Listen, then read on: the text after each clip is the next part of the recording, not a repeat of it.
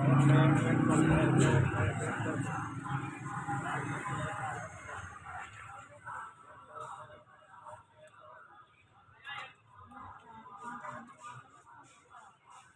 जी, मेरा नाम अशरफ है।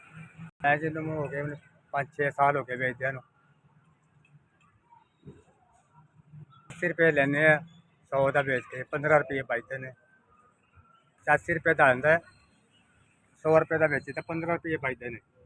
तो 6-7-10 इन्ने बेचते 1-250-300 रुपया बन गया। बस ये बड़ा औखा गुजारा ये हो गया। जवान बेटी है, एक शादी भी करनी होती, परेशान है तो बहुत औखा गुजारा हो रहा हूँ। यही 8-9 जी ने छोटे मोटे मकान अपना आया बहुत आता बिल 15,000 रुपया आया। उन्होंने अद्धा मैनू दे दिता पुत्रा ने, मैं कितों देवां अद्धा, मैं देना 7 ने दिता। खानी जी बिल ही नहीं पूरा होंगे, रोटी पूरी खाण नहीं होंगी तो कितना बिल करे। मजदूर बंदा तो महंगाई ने तो साडा बेड़ा कर करके रखता, जिहड़ा माहौल हो गया, जिंदगी बहुत औखी गुजर रही है जी।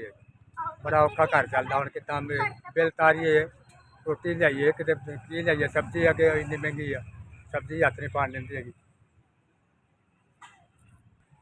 हाँ जी, अल्लाह खैर करे जी। जिन्हें जी मेरे को 4,000 रुपया माशाअल्लाह आया, जिन्हें भेजा अल्लाह भला करे, भी वो बच्चे की खैर करे, मौला जिंदगी करे।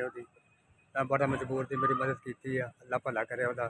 मेरा मौला होर दूना दूना दवे, वो कारोबार च बरकत पवे, मेरा मौला इन्नी बरकत पवे, रात दुगनी दी चुगनी तरक्की अदा बहुत तरक्कियां देवे मेरा मौला, रात दिन तरक्कियां देवे, रात दुगनी ते चुगनी मौला बेबात तरक्कियां देवे, किसी चीज़ की थोड़ ना रहे। नहीं भाईजान, थोड़ा अल्लाह भला करे, जिन्हें थोड़ा 4,000 रुपये मिल गया, मेरा माशाअल्लाह गुजारा हो जाएगा। शुक्रिया थोड़ा, बहुत बहुत शुक्रिया भी। ऐसा दी बहुत बहुत मेहरबानी है, जिन्होंने मेरे को मदद भेजी है, मदद पहुँचाई है मैनू।